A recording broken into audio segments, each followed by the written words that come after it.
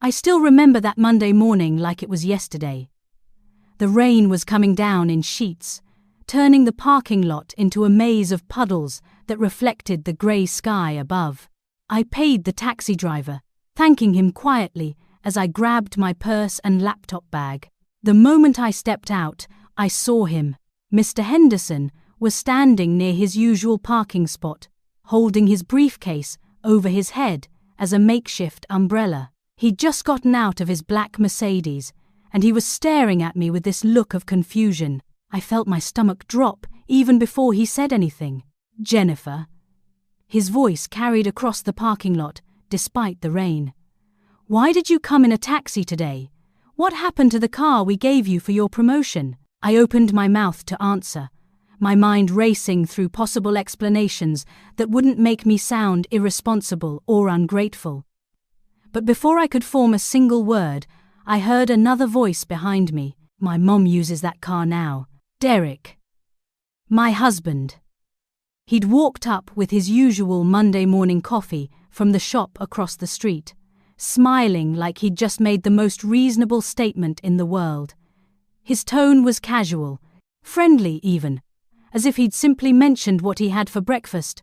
Mr. Henderson went completely quiet. I watched his expression shift from confusion to something else, something I couldn't quite read. His jaw tightened. The rain kept falling around us, but the silence between the three of us felt heavier than the storm. I should probably explain how I got to that moment, standing soaked in a parking lot while my boss and my husband stared at each other. It didn't happen overnight. Nothing ever really does, I suppose. 6 months earlier, I'd been on top of the world. After 8 years of working at Henderson & Associates, staying late to perfect presentations, bringing in clients that other people had given up on, answering emails at midnight, I finally got the promotion I'd been dreaming about. Marketing manager. My own office, with windows that actually opened. A 20% salary increase. And the car. I remember the day Mr. Henderson handed me the keys to that silver Honda Accord. It wasn't fancy or expensive, but it was mine. Well, the company's, but assigned to me for my work. He'd smiled warmly and told me I'd earned it through dedication and excellence. I'd felt so proud driving it home that first day, imagining all the client meetings I'd drive to, the confidence it would give me. Derek had been happy for me too, at first. We'd gone out to dinner to celebrate, and he'd posted a photo of us on social media with a caption about being proud of his wife. His mother, Patricia, called that evening to congratulate me, though I noticed she spent most of the conversation talking about her own career as a school principal before she retired. Patricia had been living with us for about a year at that point. She'd shown up one Saturday afternoon with 3 suitcases and tears in her eyes, explaining that her rent had gone up and she couldn't afford her apartment anymore on her pension. Derek had immediately insisted she stay with us, and I'd agreed because that's what you do for family, right? You help them when they need it. Except Patricia's financial troubles seemed selective. She couldn't pay rent, but she could afford weekly trips to the salon for her hair. She needed to save money. But she had fresh shopping bags from department stores every other week. I didn't say anything because Derek got defensive whenever I questioned his mother's situation. It was easier to stay quiet. The car became an issue about 2 months after I got it. Patricia started complaining about taking the bus to her book club meetings. The bus was too crowded, too slow, too unpredictable. She had a doctor's appointment across town and didn't want to deal with public transportation. She needed to visit her friend in the suburbs, and the bus route was complicated. Derek approached me one evening while I was cooking dinner. "Honey, would it be okay if Mum borrowed your car tomorrow? Just for a few hours. You could carpool with Nina, right?" I'd hesitated. The car was technically company property, given to me for work purposes, but Patricia was standing in the doorway of the kitchen, looking hopeful and a little sad. And Derek had that expression he got when he was about to accuse me of being difficult. So I'd said yes. One day turned into 1 day a week, then 3 days a week, then almost every day. Patricia would take the car in the morning, promising to have it back by noon, but she'd return it at 5 or 6 in the evening, long after I needed it for work. I started taking taxis to client meetings, using rideshare apps, asking Nina for rides. The expenses added up, but Derek said I was being selfish for complaining about helping his mother. I tried to talk to him about it several times. I remember one particular night, about 3 weeks before that rainy Monday. I'd had an important presentation for a potential major client, and I'd specifically told Patricia the night before that I needed the car. The next morning, she'd taken it anyway. When I called her, she said she'd forgotten and was already at her friend's house an hour away. I'd shown up to that meeting 20 minutes late because I had to wait for a taxi during rush hour. The client wasn't pleased. I'd still managed to salvage the presentation, but the whole experience left me shaken and embarrassed. That night, I tried to explain to Derek how serious it was. I almost lost that client today because I didn't have reliable transportation. The car was given to me for work, not for personal use. He'd looked at me like I'd suggested something cruel. "It's just a car, Jennifer. Mum needs it more than you do. She doesn't have a job to pay for taxis every day. You do. Besides, we're married. What's yours is mine, and what's mine is yours, right? That includes helping my mother." I'd wanted to point out that the car wasn't actually mine or his. It belonged to the company. I'd wanted to say that his mother going to bingo and shopping wasn't the same as me needing transportation for work. But the look on his face stopped me. Derek hated conflict, especially anything that involved his mother.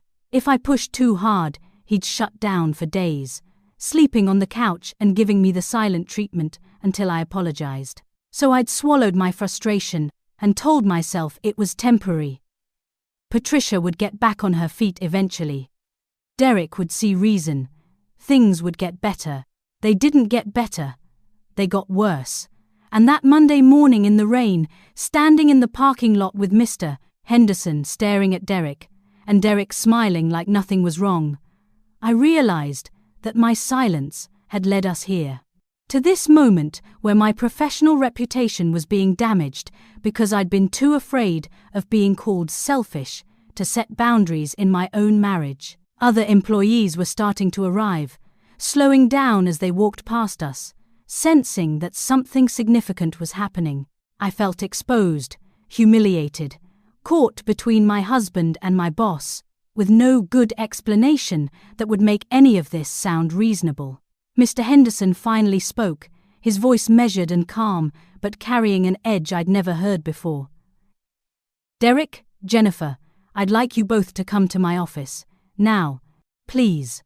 The walk to Mr. Henderson's office felt like it took forever, even though it was just across the lobby and up one flight of stairs. Derek walked slightly ahead of me, his coffee still in hand, his posture relaxed, like we were just heading to a casual meeting. I felt sick to my stomach. Mr. Henderson's office was on the second floor, with large windows overlooking the parking lot we'd just left. He gestured for us to sit in the 2 chairs across from his desk, then closed the door firmly. The click of it shutting made my heart race faster. He didn't sit down right away. Instead, he stood by the window for a moment, looking out at the rain, his hands clasped behind his back. When he finally turned to face us, his expression was serious but controlled.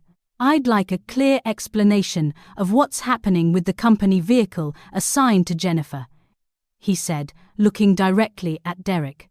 Derek shifted in his chair, and I noticed his easy smile had faded just slightly. "Well, Mr. Henderson, it's really quite simple. My mother has been staying with us, and she needed reliable transportation. Since Jennifer and I live together and work at the same company, it made sense for us to share the car as a family resource." Jennifer has other options for getting to work, and my mother doesn't. We were just being practical. The way he said it made it sound so logical, so reasonable, like I was being included in a decision we'd made together, when the truth was, Derek had simply told me what was happening and made me feel guilty every time I objected. Mr. Henderson's gaze shifted to me. Jennifer, did you agree to this arrangement? The question hung in the air. I could feel Derek's eyes on me, could almost hear his thoughts, warning me not to make him look bad. But I also felt the weight of Mr. Henderson's disappointment, the knowledge that I'd violated the terms of my company benefits package. I was trying to help family, I said carefully, my voice quieter than I intended.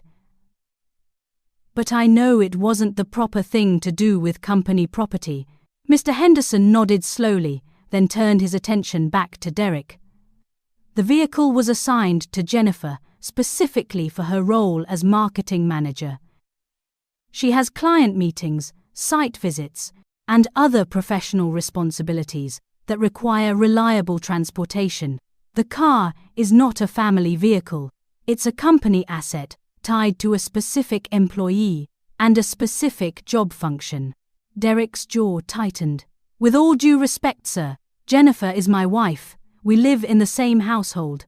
It seems inefficient for the company to provide her with a car that sits unused while my elderly mother struggles with public transportation. The car wasn't sitting unused, Mr. Henderson said, his voice taking on a sharper edge. It was meant to be used by Jennifer for work purposes, and from what I understand, there have been instances where Jennifer was unable to attend meetings on time because the vehicle wasn't available to her. My face burned. He knew about the late arrival to the client meeting. Someone must have mentioned it.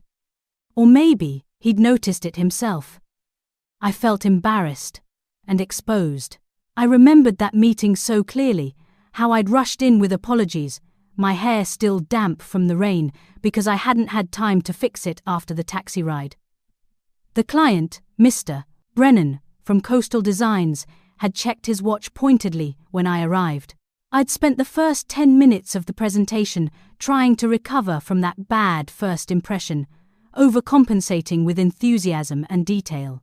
Later that evening, when I'd gotten home exhausted and frustrated, Patricia had been sitting on our couch, watching television, with a shopping bag from an expensive boutique at her feet.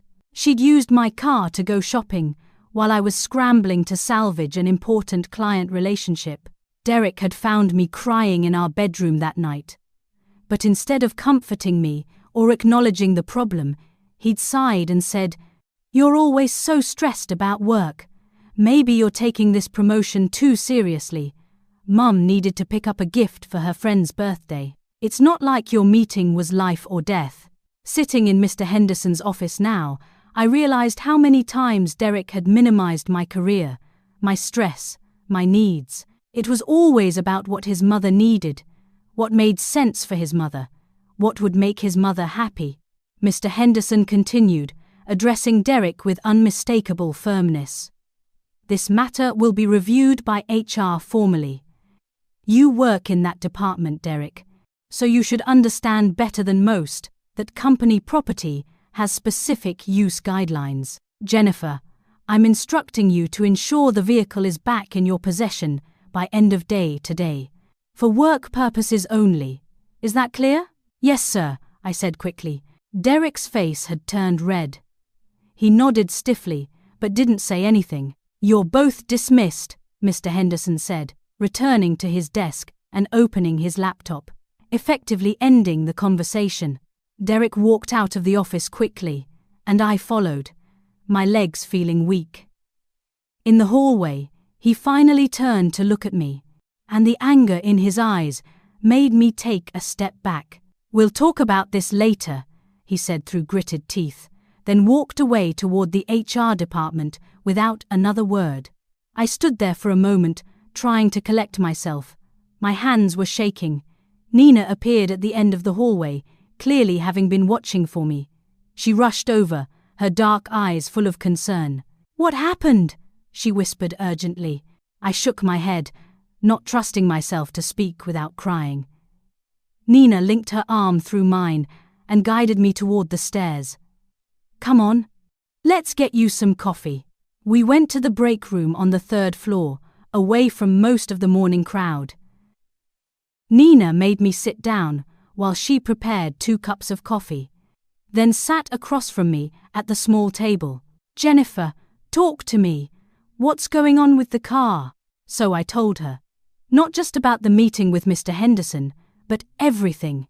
How Patricia had been using the car more and more frequently. How Derek made me feel selfish every time I needed it for work. How I'd been spending my own money on taxis and ride shares while Patricia drove my company car to shopping centers and lunch dates. Nina listened without interrupting, her expression growing darker with each detail I shared.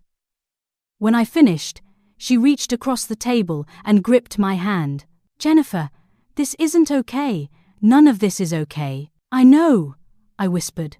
"But she's Derek's mother. She's family." "Family doesn't mean you have to set yourself on fire to keep them warm," Nina said firmly. "And Derek should be protecting you, not throwing you under the bus to make his mother comfortable." "Did you hear what he said to Mr. Henderson? He made it sound like this was a joint decision, when I know for a fact you've been stressed about this for weeks." My phone buzzed in my pocket. I pulled it out and saw a text from Derek. "You made me look like a fool in front of the CEO. My mother is family. I can't believe you didn't defend us." I showed the text to Nina, whose mouth dropped open. "Defend them? Jennifer, you barely said anything. Mr. Henderson is the one who called out the problem." She was right, but it didn't change how I felt. Guilty. Anxious. Like I'd betrayed my husband by not lying to my boss. The knot in my stomach tightened as I wondered what would be waiting for me when I got home that evening. I made it through the rest of that Monday somehow, though I couldn't tell you what I actually accomplished. My mind was spinning in circles, replaying the meeting with Mr. Henderson, reading Derek's angry text over and over, dreading the moment I'd have to go home. At 4:30, I forced myself to walk down to the HR department. I needed to get the car keys from Derek so I could take the car home as Mr. Henderson had instructed. The department was busy with the usual end-of-day activity, people wrapping up tasks and getting ready to leave. Derek was at his desk, typing furiously on his keyboard. He didn't look up when I approached. "Derek," I said softly, "I need the car keys." He kept typing for a few more seconds, making me wait, then finally reached into his desk drawer and pulled out my keys. He dropped them on the desk without looking at me. "Mum left it in the parking lot an hour ago. There's something you should know about, but I guess you'll see for yourself." My chest tightened. "What do you mean?" "Just go look at it," he said, turning back to his computer screen. I picked up the keys with trembling fingers and walked back through the building, down to the parking lot. The rain had stopped, but everything was still wet and grey. I found my silver Honda in the spot where it should have been all along, and my heart sank when I saw it. A long, deep scratch ran from the driver's side door all the way to the back panel. The metal was gouged, the paint scraped away in an angry line.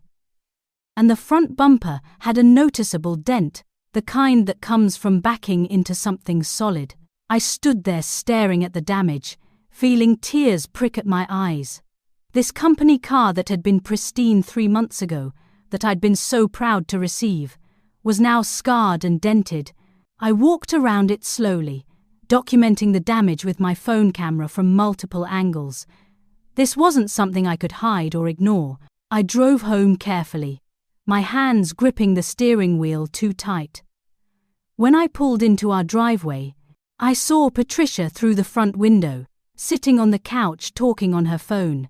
She was laughing about something. Derek's car was already there, which meant he'd left work right after our brief interaction. Inside, the atmosphere was ice cold. Derek was in the kitchen, making himself dinner. Just himself. Usually, he'd ask if I wanted anything. or we'd cook together. Tonight, he didn't even acknowledge me when I walked in. Patricia ended her phone call and looked at me with raised eyebrows. Well, if it isn't the person who got my son in trouble at work today. I took a deep breath, trying to stay calm. Patricia, what happened to the car? There's a large scratch and a dent. She waved her hand dismissively, like she was brushing away a fly. Oh, that. I bumped into a pole in the parking lot at the grocery store. These compact spaces are ridiculous. The car is too sensitive anyway, barely any room to maneuver. It's not a small bump, Patricia. It's significant damage. I have to report this to Mr. Henderson tomorrow. Derek came out of the kitchen with his plate of food. And I'm sure you're just thrilled about that, aren't you? Another chance to run to the boss and make our family look bad. That's not fair, I said, my voice shaking. I didn't ask for any of this. You're the one who told Mr. Henderson your mother was using the car. I didn't say anything. You didn't have to. Your face said everything. Derek sat down at the dining table, next to his mother. You stood there looking like a victim when all we've done is try to help my mother during a difficult time in her life. Patricia nodded, her expression wounded. I never asked to be a burden, Jennifer. When Derek offered to let me stay here, I thought it was because we were family. I didn't realize I'd be treated like an inconvenience. I felt the familiar guilt creeping in, the sense that I was the unreasonable one. But something was different this time. Maybe it was the scratch on the car that I'd have to explain to my boss. Maybe it was Derek's text calling me disloyal. Maybe it was just that I'd finally reached my limit. The car was given to me by the company for work, I said firmly. It's not a family car, and now it's damaged, and I'm the one who's going to be held responsible for it. Derek's fork clattered against his plate. It was an accident. Accidents happen. You're acting like Mum crashed it on purpose. I'm not saying it was on purpose, but she shouldn't have been using it at all. Mr. Henderson made that very clear today. Patricia stood up abruptly, pressing her hand to her chest like she was having palpitations. I can't listen to this anymore. Derek, I told you this would happen. She's been waiting for an excuse to kick me out since the day I moved in. I'll start packing my things. I never wanted to be somewhere. I'm not welcome. She walked toward the guest room with dramatic slowness, and Derek immediately jumped up to follow her. Mum, wait! Don't say that! He turned back to glare at me. Are you happy now? I stood there alone in the living room, feeling like I'd just been hit by a wave. This was the pattern, the same cycle that happened every time I tried to set any kind of boundary. Patricia would play the victim, Derek would rush to comfort her, and I'd be left feeling like a villain for having basic needs or expectations. My phone buzzed. It was Nina. How did it go? Are you okay? I texted back. Car is damaged. Patricia hit something. Derek is furious at me. His mum is threatening to leave and making me feel guilty. Nina's response came immediately. Get out of there. Come stay at my place tonight. Seriously. I looked toward the guest room, where I could hear Derek's low voice murmuring comfort to his mother. Neither of them had asked if I was okay. Neither of them had apologized for the damage to the car. Neither of them seemed to care that I was the one who'd face consequences at work tomorrow. I went to our bedroom and quietly packed an overnight bag, some clean clothes for work, my toiletries, my laptop. Derek didn't even notice me leaving. I walked out the front door, got in the scratched car, and drove to Nina's apartment across town. She opened the door before I could knock, pulling me into a tight hug. Come on, I ordered Thai food. You're going to eat, and then you're going to tell me everything. Nina's apartment was small but cozy, the kind of place that felt safe and warm the moment you walked in. She had candles lit on the coffee table and had already set out plates for the Thai food that arrived 10 minutes after I did. I sat on her couch with a container of pad thai, and for the first time all day, I felt like I could actually breathe. Okay, Nina said, settling in next to me with her own food. Start from the beginning, not just today, everything, so I told her. About how Patricia had moved in a year ago with her story about financial troubles, but how she never seemed to actually be struggling. About how she'd taken over our guest room, then started spreading into other spaces. My home office became her sitting room. Half the living room closet became hers. She'd used my expensive face creams without asking, borrowed my clothes, invited her friends over without checking with me first. I told Nina about the bills, how Patricia didn't contribute to groceries even though she ate with us every night, how the water and electric bills had gone up significantly since she moved in. But Derek said it would be cruel to ask his mother for money. How I'd used part of my promotion bonus to buy Patricia an $800 coat for her birthday because Derek said his mother deserved nice things after raising him alone. Wait, Nina interrupted. Didn't Derek's father pay child support? And didn't Patricia work as a school principal for 30 years? She should have a decent pension. I nodded slowly. She does have a pension. I've seen the statements that come in the mail. It's not huge, but it's not nothing either. Definitely enough to rent a modest apartment. So where is all her money going? I thought about the shopping bags, the salon visits, the new tablet she'd bought last month, the weekend trips to visit friends. I don't know. I've never asked. Derek gets defensive if I bring up anything related to his mother's finances. Nina shook her head in disbelief. Jennifer, she's using you. They both are. I wanted to argue, to defend my husband. But sitting there in Nina's apartment, with some distance from the situation, I couldn't find the words. Because deep down, I knew she was right. Tell me about other times Derek has chosen his mother over you, Nina said gently. The memories came flooding back. Our second anniversary, when Derek had cancelled our dinner reservations because Patricia was feeling lonely and wanted family time. The promotion celebration that Patricia had turned into a lecture about how I'd be working too much now and neglecting my duties as a wife. The time I'd had the flu and stayed home from work, and Patricia had complained all day about the noise I was making, coughing. Until I'd locked myself in the bedroom, just to avoid bothering her. There was the incident 6 months ago, when I'd mentioned wanting to try for a baby soon, and Derek had said we couldn't possibly do that while his mother was living with us, because it wouldn't be fair to bring an infant into a crowded house. When I'd suggested maybe it was time for Patricia to find her own place then, Derek had looked at me like I'd suggested abandoning a puppy on the highway. He makes me feel selfish for having needs, I admitted to Nina. Like wanting my company car for work makes me a bad person because his mother needs transportation. Like wanting some space in my own home makes me ungrateful. Like having basic expectations in my marriage makes me demanding. Nina reached over and squeezed my hand. That's not love, Jennifer. That's manipulation. I stayed at Nina's that night, sleeping on her comfortable couch. My phone buzzed periodically, with calls and texts from Derek, but I didn't answer. I needed space to think clearly without his immediate reaction influencing how I felt. The next morning, I got dressed in Nina's bathroom and headed to work early. I needed to report the car damage to Mr. Henderson before the day really started. My stomach churned with anxiety as I knocked on his office door at 7:45. "Come in," he called. I entered, and he looked up from his computer, his expression softening slightly when he saw it was me. "Jennifer, you're here early. I need to report damage to the company car," I said, my voice steadier than I felt.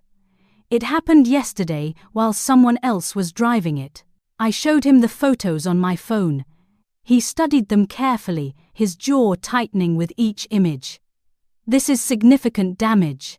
"What happened?" "My mother-in-law hit a pole in a parking lot. She told me this last night." Mr. Henderson was quiet for a long moment, and I could see him processing not just the damage, but the full situation. "The company will handle the repairs," he finally said. But Jennifer, I need to be honest with you.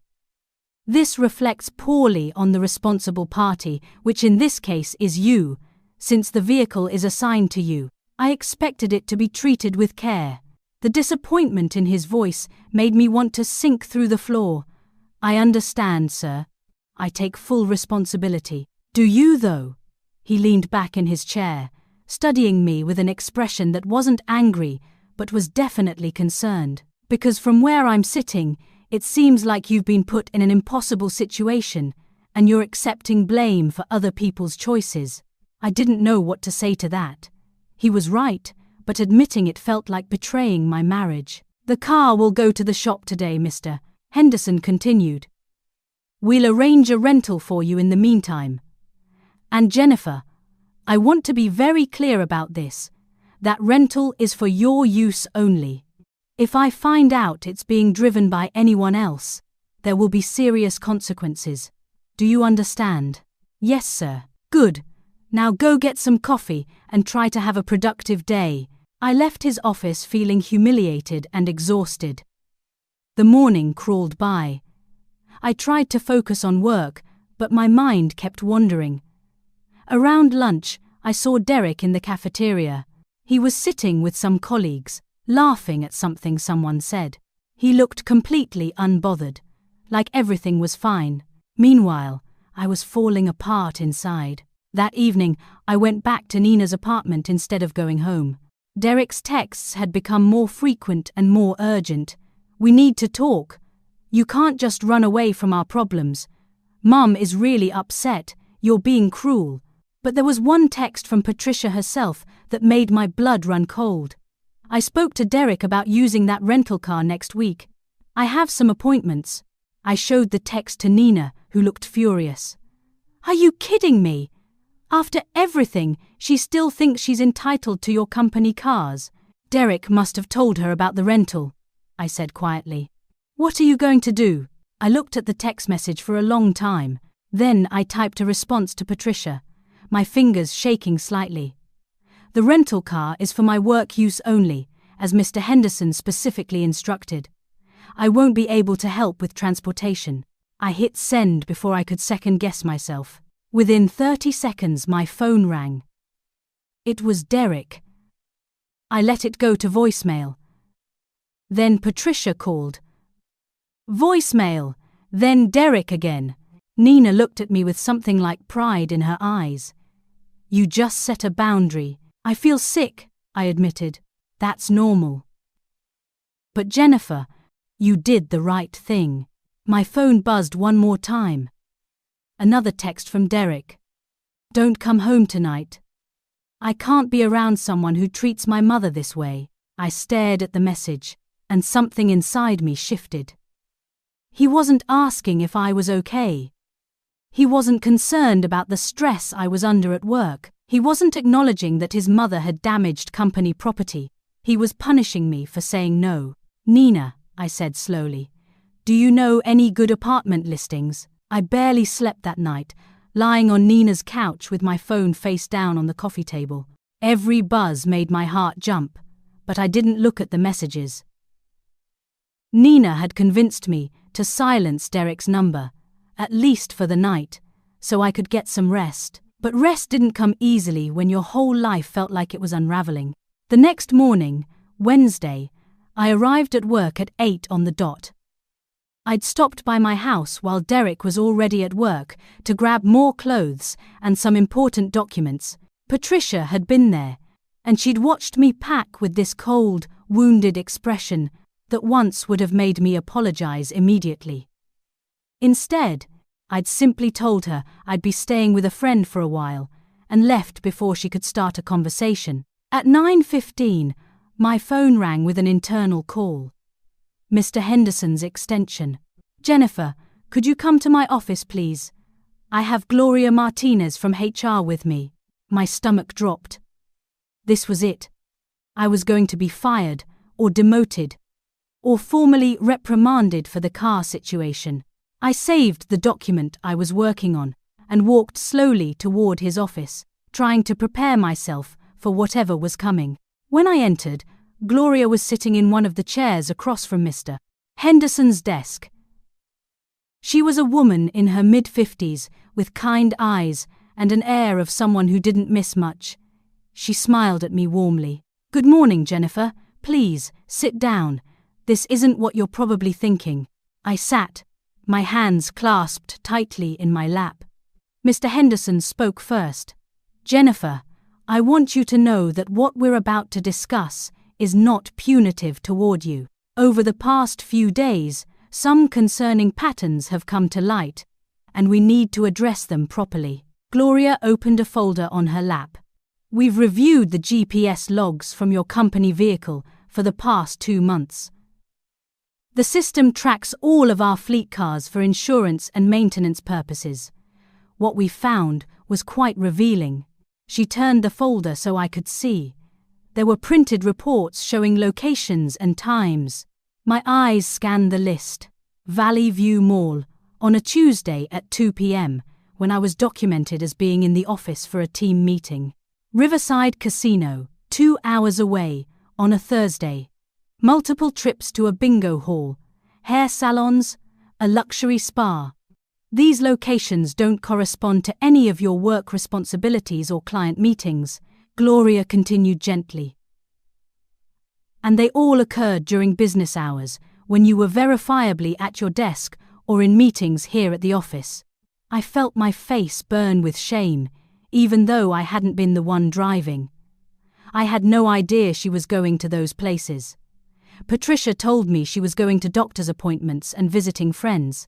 "We know," Mr. Henderson said. "The casino trip was when the damage occurred, according to our investigation. There's even a parking citation from their lot that day." Gloria leaned forward slightly. "Jennifer, I need to ask you something, and I want you to answer honestly. Did Derek ever imply that refusing to share the car could affect your job or your standing in the company?" I thought back to all those conversations, all those little comments. He never said it directly, but he would say things like, "Let's not rock the boat at work," or "It's better to keep things smooth when we both work at the same company." He made it sound like, if I caused problems about the car, it could make things uncomfortable professionally. Gloria and Mr. Henderson exchanged a look. "That's what we suspected," Gloria said. "Jennifer, you're not the first person to raise concerns about Derek's behavior.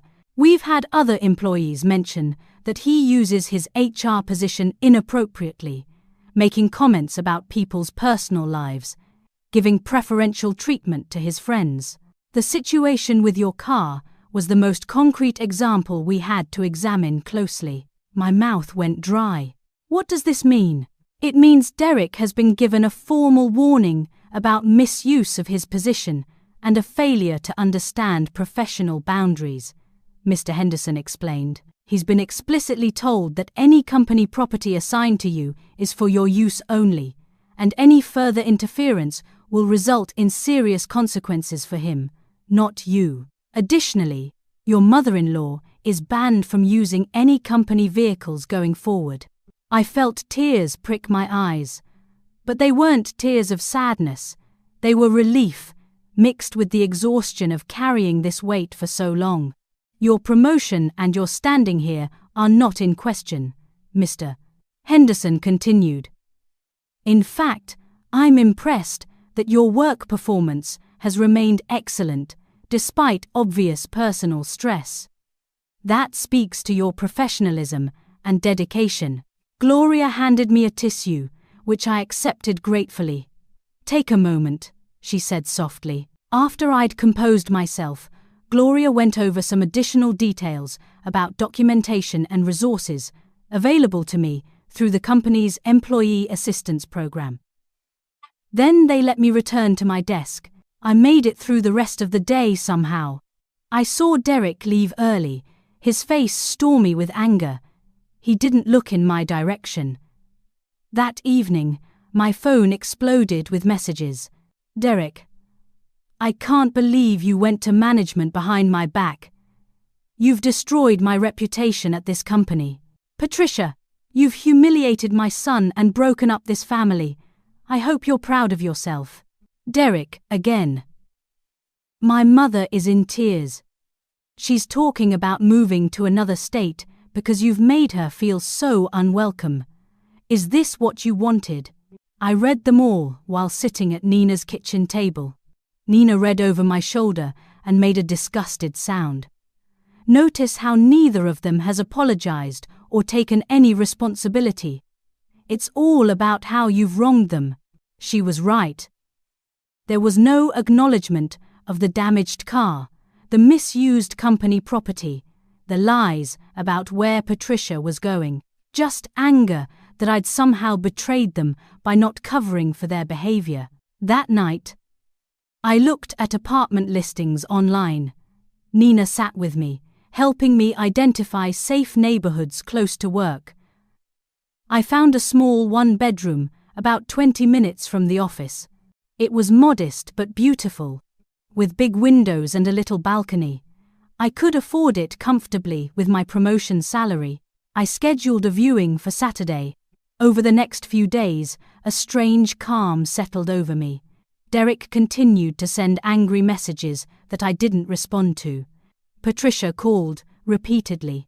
But I stayed at Nina's, went to work, and started planning my exit from a marriage that had been slowly suffocating me. On Friday afternoon, Mr. Henderson called me into his office again.